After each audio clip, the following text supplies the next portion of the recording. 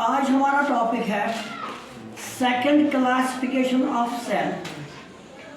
Second classification of cell. जिगर मैंने बोल दिया आपको, cell is a living structural and functional unit of life. तो दूसरी डेफिनेशन में क्लासिफिकेशन दूंगा मैं सेल की।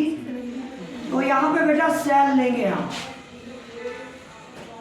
अगर इस सेल में से सेल वॉल को निकालेंगे, दिमाग में बराबर रखना।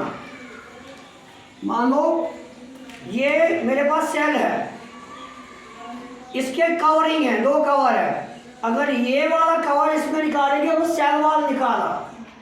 सर बाकी क्या रहा वहां पे? सेल वॉल निकालने के बाद जो बाकी बचा उसको हम बोलते हैं प्रोटोप्लास्ट। Mind it. तो बेटा आपसे क्वेश्चन किया जाएगा व्हाट इज प्रोटोप्लास्ट, तो आप बोलेंगे cell without cell wall. Cell without cell wall is protoplast. You can say cell without cell wall is called protoplast. Clear? Now अगर इसी सेल में से अब इस प्रोटोप्लास्ट को ले लो, प्रोटोप्लास्ट में से सेल मेम्ब्रेन को निकालो। किसको निकालेंगे?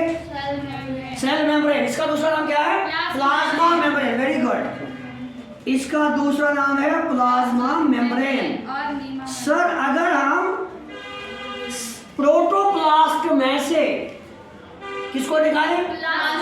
तो वहां जो मटीरियल बचता है, वहां जो चीजें बचती हैं, उसको आप बोलते हैं प्रोटोप्लाज्म। दिमाग में बिठा लो। So sir what is protoplasm? The cell without cell membrane is protoplasm. Number one, cell without cell wall is protoplasm. The cell without cell membrane is protoplasm. अब इस प्रोटोप्लाज्म में से जिगर साइटोप्लाज्म को बाहर निकालो। क्लियर? जब इसमें से साइटोप्लाज्म को बाहर निकाला, जो वहां रहता है उसको बोलते हैं हम साइटोप्लाज्म। सॉरी, न्यूक्लियस निकालो। मैं दोबारा लिखा साइटोप्लाज्म। प्रोटोप्लाज्म में से, मैं रिपीट कर दूंगा बाद में, प्रोटोप्लाज्म में से न्यूक्लियस को निकालो, जो बचता है उसको बोलते हैं साइटोप्लाज्म। अब साइटोप्लाज्म में से सारे सेल ऑर्गेनील निकालो। एवरी सेल ऑर्गेनील को बाहर निकालो। जो वहां बचता है उसको बोलते हैं, जो नॉन लिविंग मटेरियल वहां बचता है उसको बोलते हैं साइटोसॉल। ये ट्री बन जाता है। मैं आपको समझाऊंगा बेटा। Let me draw the lining there.